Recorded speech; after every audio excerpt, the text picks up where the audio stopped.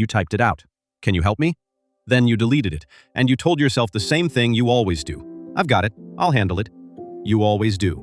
But somewhere underneath that, you already know it's costing you more than it should. So here's the part nobody says out loud. People who never ask for help aren't doing it because they're strong. This isn't a personality trait. It's a survival pattern, something your brain built a long time ago to keep you safe. It usually starts in childhood, not with some big dramatic trauma, sometimes just a quiet, repeated message that your needs were a little too much, that when you reached out, someone was tired or annoyed or just not there. So you learned the safest move was to stop reaching. You didn't decide that. A small kid just figured out the rules of the room. But that's where it gets strange, because that kid grew up, and the rule never updated. Now, as an adult, your brain still files asking for help under danger, not metaphor, actual threat. When you go to ask, the same threat circuitry that fires for physical risk lights up, because being seen needing something once meant rejection, and rejection to a nervous system is a threat to survival. So your body floods you with that "don't abort" feeling before you've even finished the sentence. That's not weakness. That's a smoke alarm going off in a house that isn't on fire.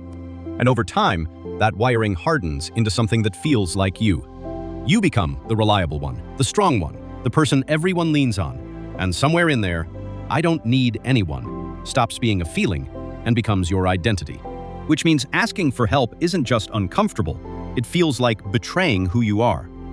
But here's the reversal, the thing that flips this whole story. The competence that's supposed to protect you, it's the exact thing leaving you alone. Because every time you carry it silently, you teach the people around you that you don't need them. You hand them no door in, and they walk away thinking you're fine. Not because they don't care, but because you were that convincing. The strength isn't the cure for the loneliness. The strength is what's building it. And it gets worse, because you've also quietly convinced yourself of something that simply isn't true. That asking would make you a burden. 2 Stanford psychologists actually tested this, Flynn and Bohns.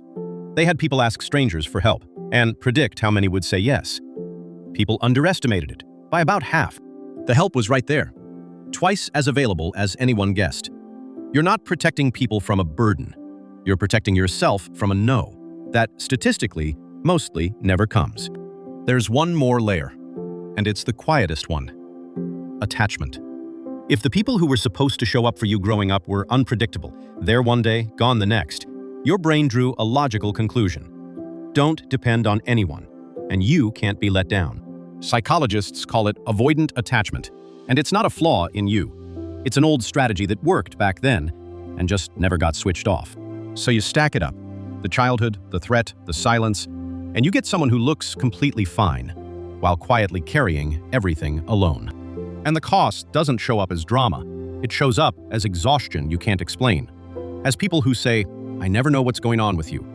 As a body that's been holding tension so long, it forgot it's allowed to put it down. So if this is you, hear this part clearly. You are not broken, and you don't have to dismantle your whole personality. Asking for help isn't a collapse. It's just a muscle you were never allowed to use. Start absurdly small. Let one person carry one thing. Watch what your nervous system does when the help arrives, and the sky doesn't fall. That's the rep. That's how the wiring slowly learns a new rule. So let me leave you with the question that actually matters. The next time your finger hovers over that message, the one you always delete, what are you really protecting yourself from? If any of this felt a little too familiar, tell me in the comments. Just say, "I learned to do it alone." I read them. And if this gave you language for something you've carried quietly, subscribe and stay a while. Take care of yourself.